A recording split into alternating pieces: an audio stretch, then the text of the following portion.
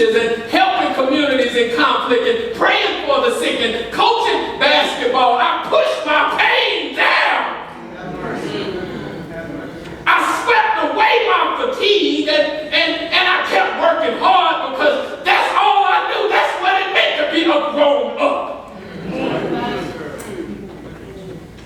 I stopped going to church. I'm an ordained minister. I stopped going. I stopped reading the Bible. And I only prayed when people asked me to.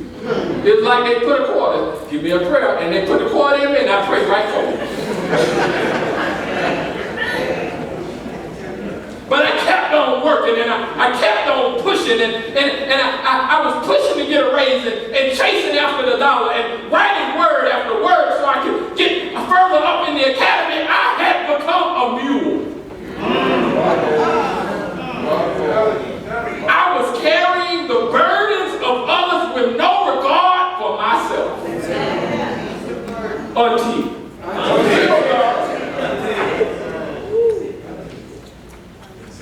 Until on March 21st, 2019, 1 year and 6 days after my dad breathed his last breath, I checked myself into the ER. Yep. I checked myself into the ER because I had an accelerated heart rate. I couldn't get my heart to stop beating. It felt like a stampede of horses was running through my chest. Yeah. The red and green lights of the EKG just flashed and beeped, and that red light keeps saying to me, you need to stop, you need to stop, you need to stop, you need to stop. And then y'all know, I had those little sticky suction cup things all over me, and there was wires coming out of my chest like octopi tentacles, and I was thinking, how did I get here?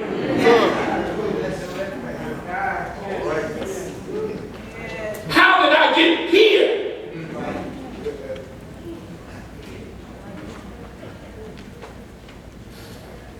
The ER was God's sanctuary.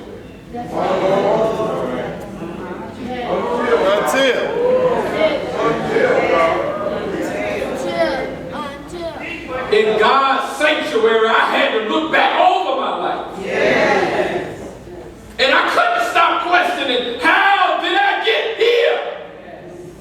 Yes. Then I remembered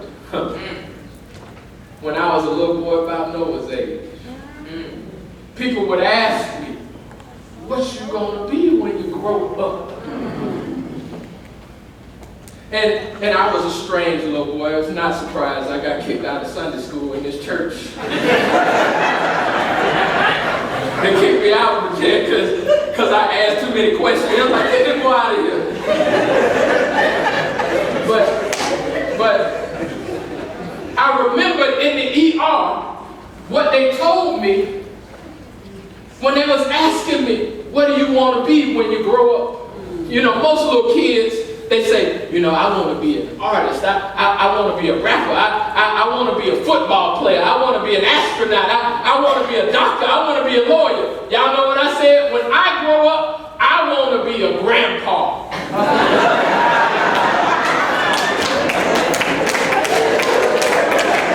I told you I was strange. My mom's shaking her head like, yeah, that's my boy. I said I want to be a grandpa.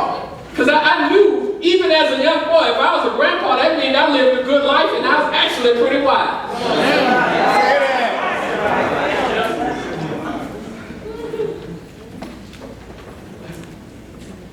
I wanted to be wise enough that in my old age, I could change generations with my life experiences and my children. When I was sitting in the sanctuary of God called Emperor's ER, I realized that I would not live the life that God had destined me to be a grandfather and to support the lives of my great-great-grandchildren that are not even born until I turn. I'm convinced that Asaph faced a similar until moment where he had to decide to turn. Look back at the text. In verse 14, Asaph said, I was weighed down all day long. I was punished every morning. But then in verse 15, the prophet Asaph declares, I cannot live like this and set a proper example for the children. Asaph may have not been in the ER, fans, but he was in God's sanctuary. God was reordering his steps in the until moment. God was turning his life down. Until moments change us from the inside out. Such was the case of the oak who survived the lightning strike. I'm almost done, and decided, what is the purpose of solely living to get taller? To reach higher, when there's so much to connect with all around. Everybody say touch. Touch. After the testament, after the transformation of body and mind, after the turn in the sanctuary, there comes a touch of interconnection. The oak tree. The oak tree did not say, I want to be like the cedar. The oak tree did not say, I want to be like the birch or the banana tree. The oak tree says, I am with the grass. Yeah. I have to believe in my imagination that the oak tree was realizing after being struck by lightning that I lived my whole life trying to get up when there was something growing beneath the ground. My roots were stretching out, and as the oak tree felt its roots over the years stretching out, it also felt the small, fine roots of the grass reaching down. And that oak tree realized that I am with this grass that is around me. I am with the grass that is rolling on the hills. I am with God's creation.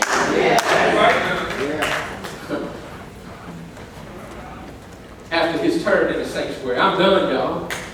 We done some good work today. After his turn in the sanctuary, in verse 23, God reassures Asaph, even when you felt like an animal, even when your heart was bitter, even when you were cut up on the inside, I was always with you. I was always with you. Now, I didn't want to do this, but I have to. There needs to be a revision in your program. There needs to be a revision, Bradley, because on this page that says Central United Methodist Men's Day 2019, Men of Central, in quotations it says, doing it by the book. Everybody, if you got a pen, scratch out the word by. Just scratch it out. Scratch out the word by. Because by means, to stand up, man, please. By means proximity. I'm close to that. Come on, right? But if we on a dark alley, I don't want you to stand by me. Come on now. Come on. Hold on. Now, I want you to turn this way and just, my wife ain't here, so you gotta play my wife. When we were standing at the altar getting married,